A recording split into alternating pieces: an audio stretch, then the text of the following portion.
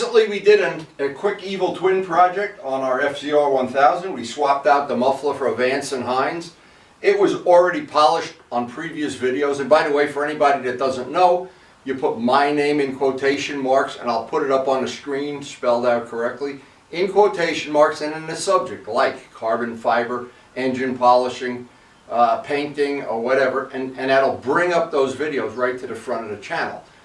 And with 2,000 videos, that makes it very convenient. But anyway, today's project a little bit different than normal. We're just going to have enough time in the day. I want to take out the muffler that actually came with the 750R, the Ninja, and the head pipe. And both of those need to be repolished. They're 4 or 5 years they've been sitting in the closet. I want to show how to repolish them, how to polish them up to what I hope is going to be a very nice new condition. And I'll dig out the head pipe, and that'll be a good polishing day today. Now again, this is a muffler that came with the bike. We've had it on the bike, so it shouldn't be a lot of big job to fit in it, but the polishing will be. Now, first thing of any job is to figure out what's not aluminum. This is aluminum. Anything that rusts is an aluminum. Obviously the pipe is a regular steel here. It looks like it's not even plated, but we will try to clean that up as best we can and try to put some good quality information, and if you have to do a similar job, it'll make it a lot easier. Now this is a funny thing. I polished the exhaust system, and again, that's on the MT-09. It's the other part of it, and this last little bit, just that last little bit being polished, I thought added a nice detailed touch. Very easy to do, and basically no money at all. So it's all in the eye of the beholder though. So even little detailed parts like the carbon fiber parts we got from Vlad for this bike, every time you do one little project like this, I always say you make the bike your own. And by the way, we also have a video on the channel of polishing the wheels of this bike. So a lot of good information. You just have to search it and pull it up. So here's just a little view of the before and after, before we polished it, and by day's end, it looked better than factory new. So the first thing I want to check, the ends of steel, okay. Obviously that's aluminum, and we don't need this bushing right now, so I can get rid of this.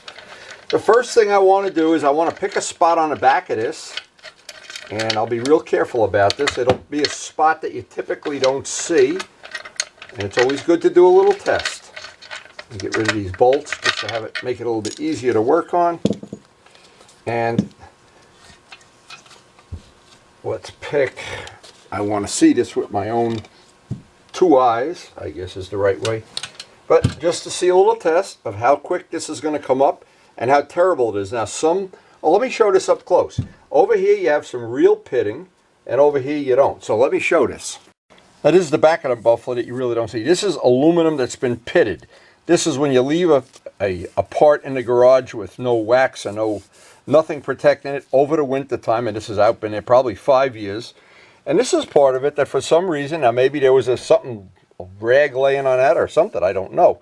But what happens here is this is going to require some wet sanding. And to get out these scratches, well, this is the back that you don't see, and I can see the part. Let's see the part I really want to see. Yeah, it has all those little, and what they are is, if you look at it under a microscope, they're little moon craters. So the first thing we need to do is get them out before we do any serious polishing. So now the first question is always, we know it's aluminum, and this is something you have to consider. Aluminum, when this probably left the factory, it had a coating on it of some kind to minimize the oxidation. It was either clear anodized or it was polished and some kind of plating was put on it. So I need to know, the first thing I need to know before I can polish any piece of aluminum really, is there a coating on it? If there's a coating on it, first thing is to get the coating off. So a quick and dirty way to know if there's coating on it is you just take a little spot, and this is on the spot we're not going to see, and do this for a minute or so. And what will happen is if the rag turns totally black, then you know you're in a real aluminum. If you're polishing away and a rag isn't turning black, it might be some kind of coating on there that you have to deal with. So the first thing, and of course if you do this and it's mounted to the motorcycle, try to do this on a spot underneath that you don't really see, in case there's some plating. Now you can see we're in raw aluminum here. It looks like anyway.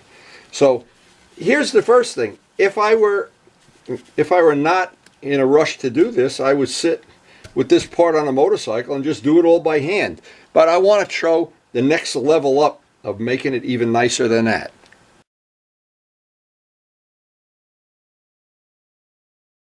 All right, so what I want to do is I want to go to our sanding drawer and get out some 2000 grit Rhino wet. Now, if this doesn't work, we have 1500. We can go to 1200 or 1000. But choice one would always be to do it with the finest grit that you have, and then go backwards. Don't start with 80 grit and put scratches in, because this will scratch the aluminum, and then the polish will take the scratches out. Very microscopic scratches. So this is 2000 grit. I have an ordinary body shop. We could do this by hand even. Soak the paper, even though you would want to do this wet just to save the wear and tear on a sandpaper, or else you wind up spending a lot of money on sandpaper. So again, I did a little test with the polish. I want to do a little test here, because one of the things I want to do is get out as many of those little divots as I possibly can. And we'll just use this. I'm doing it in a 90-degree pattern, and it doesn't really matter. You can do it in any pattern.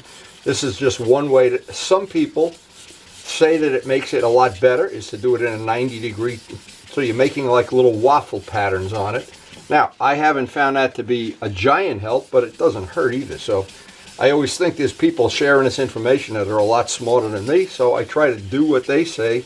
Try it first. If it doesn't work, then I can do whatever I think will work. But always good to listen to an expert first, somebody that knows more than you. And thank you to all the people that post this information up on YouTube.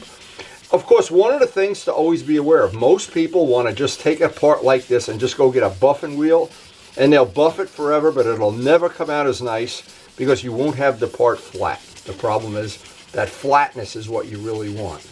And you really will take forever to do it. This way, you spend a lot more time with the sandpaper than if you didn't do it with sandpaper. So that time is an investment, because when you go to buff it, it'll buff up a whole lot quicker than if you didn't do that. So let me wipe this down and let's see what we have. That part is sanded, and we can do a quick little test. I guess I didn't mention it before, this is Mother's Megan aluminum polish, but keep in mind, almost all good modern polishes, Meguiar's, they all seem to work well, and everybody's got a favorite. It's a very subjective thing, but any one that you find works for you, then just put it into your arsenal of things you want to use. So now this is a part that's sanded, and I'm going to try to just spend a minute or so on here, see if this comes up, because if it does, then we move right on. We just move on to the next step, and we're all set to go. Now, if we still had big divots in this, then I'd be sanding some more, because it's got to be flat first. If not, you're buffing out, and those divots just stay there forever. So that's an important concept. And always, another thing to keep in mind that I've found, there's a lot of ways to buff anything, and there's a lot of ways to make the job really harder than it has to be. And or you make it that you work twice as hard, and the result is that it didn't come out anywhere near what you want. So now what I'm striving for with this part, I want it to look like polished aluminum, highly polished. If I do that and I put a coat of Flitz on it, the odds are good it's going to stay that way for, well, for a longer time than if I didn't do it. But the first thing is to get this part to see. Now, I'm obviously in aluminum. There isn't plating, or the plating has worn off in this area. And I wanted to show it. This is kind of in real time. That's been sanded with 2000 grit. And that's pretty much what we're striving for. So the next step on this, now I'll try a buffing wheel on this, just to see how much better it's going to come up with the buffing wheel. But basically, even that, I want to have as the first thing, I want to have it that it's sanded, and then use the compound to get out the sanding scratches. And 2000 grit and this polish seem to be a good combination. So I'll put some of this in fast forward just to make the video a little more watchable, but it does take a little time. So we did this just using the compound that we had on top, which was the white. But keep in mind, if the scratches are deeper or the imperfections are deeper, you could get more of it out with black compound and transition into the red and into the white. By the way, all of this stuff's available at Harbor Freight. You can always wax the wheel with an old candle. That'll help grind into it. But in the very end, you want to have rake the wheel, get all the compound off, and then do the final thing. I would want to do it anyway with white. So those steps, step by step by step. What I've tried to do is lay out the steps. Now the steps, when we go to the good side, I'm going to sand it with the 2000 grit, do the whole thing, then go over to the buffing wheel and do the whole thing, and then at the end do the end caps, which are steel, and they don't need any sanding. We'll just buff them right up. So, but we're going to start with, we've done a little test, and I think you can see, I'm trying to put this on a video, that it's going to come up whether you do it by hand, whether you do it with a machine. The machine is just going to make it a little bit faster. But in the end, we hope we're going to have the whole part look like right what we have right there. So now a good sanding tip, whether you're sanding paint or aluminum, it doesn't matter, or steel, is you take a sheet of sandpaper like this. This is a half sheet of paper. And I would sand, and this is just pretty low-tech stuff, but it does work. I would sand here. Then I would take this piece and put it here, sand, because I'm really only using the edge. Turn it around, maybe put it in several other spots, and then you can cut an inch off each edge, and it'll still be big enough that you won't be using up a box of sandpaper to do a part like this. And again, I'm not sure about the waffle pattern, if it makes a giant difference, a little difference, but I haven't found that it ever hurts. So the next step on this, and I'll do most of it off camera because what's going to happen, this is going to turn into a video that's just boring and long. And this kind of gets to be boring, and maybe it'll take, the whole project should take a couple hours. But in the end, I'll have something that's, I think it's going to be nicer than the day it left the factory. And all of these things just require a little patience.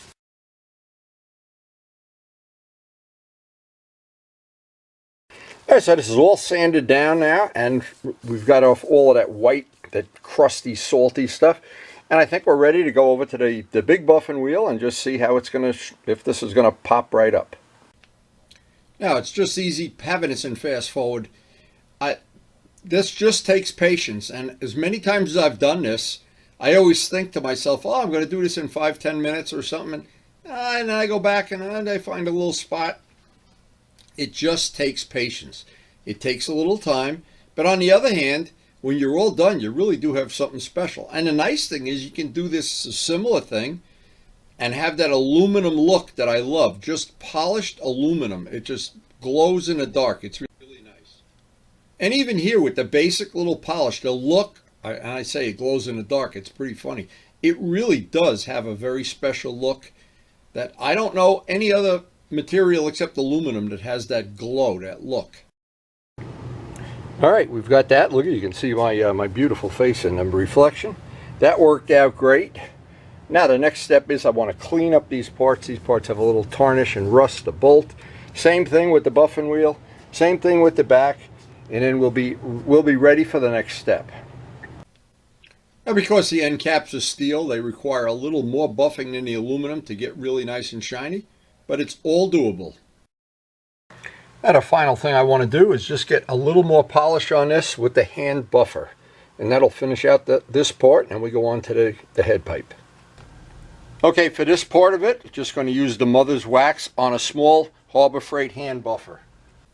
Well, one of the things I didn't mention is it pays to put on a new pad every time you buff either paint or aluminum, just because the hardened compound leaves scratches. Now it's really starting to come out nice, but now I want to finalize this with a coat of wax just to protect it in the time that we're going to be, we don't know when we're going to be able to install it, but it polished up pretty nice. And Meguiar's wax cleaner has a little bit of grit in it, and it does give it a little protection. And this really goes pretty quick, even with the big or the small buffer. Just for even more protection, I want to put on a coat of Flitz by hand right at the very end, just to protect this as long as possible. I put a lot of work into polishing this. This will really make a difference. So I really try to stack the deck in my favor here to get this as nice as possible and to protect it. And once I get it back on the bike, and I'll get rid of the fingerprints and put probably another extra coat of Flitz on it. But right now, I couldn't be happier the way this worked out. That not long ago was really not in great shape. I think that really worked out great. Now we got to do the head pipe, the mid pipe. Now between the Flitz and the wax, It should get us through the whole summer without having to repolish this.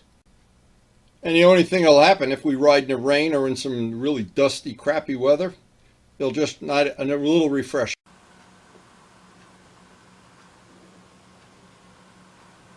Yeah, I think that's ready to install at last. Only thing left is that pipe, the mid pipe. Now, just to keep the video from getting too boring, this pipe is steel. You can tell it rusted. Aluminum doesn't rust like that. And I'll do the same thing with the 2000 grit paper, the buff and wheel, and the polisher. And probably within a half an hour from now, that pipe will look as nice as the muffler. Now, of course, steel is a little bit harder. It just takes a little bit longer to get rid of the rust, and the 2000 grit does a really good job of doing that. I'm only going to do one little spot here to show you how quick this goes. I always like to show something in real time anyway. This pipe was pretty rusty, but we can bring it back, and once we polish it and put some flits on it and some wax, it should stay that way for a while, that's for sure. And a lot of times when you're doing steel or titanium, the black compound will grind away and get rid of the 2000 grit scratches. Again, we've got a lot of that, an awful lot of that out on our channel already, so I hate to just make it redundant. But anyway, show that up close, and you can see what we've had to start with here. And that 2000 grit brings it up pretty quickly. That's really once that's all clean, be ready for the buffing wheel. And of course, all the time you put into a part like this, knowing you've brought it back from the rusty condition makes it worthwhile. And the steel just takes a little bit longer at the buffing wheel. It's always good to start with the black, transition to the red, the rouge, and then finish up with the white. And on steel, you just got to be prepared to take a little extra time. But the process that I use is exactly the same, and it's time consuming. But in the end, I've got a part that was just sitting out in the garage, rusted up, and it's going to be a nice focal point of the bike from this point on. And it really didn't cost me anything but an afternoon of time. Well, that gets us ready for our next Evil Twin day. And next day we're not going to ride. We'll get this installed and, of course, take a test ride, which is always the most fun of all. Anyway, I've had this muffler on a bike already, and it had a nice mellow sound. And this may be a big improvement over the Norton. The Norton is really a little loud for riding up in these populated areas. Now, if you're new to our channel, we have a very, very eclectic channel. One of the new features we have now is some of the videos are grouped into groups that you can access all the videos for one category in one mouse click. And it should be very convenient and very handy. Just check out the feature on the main screen playlist. And thanks to everybody for supporting the channel. We appreciate your support, and it makes this channel possible with all the things we do, the painting, the wheels, the polishing. And please take a second or two and hit the like button.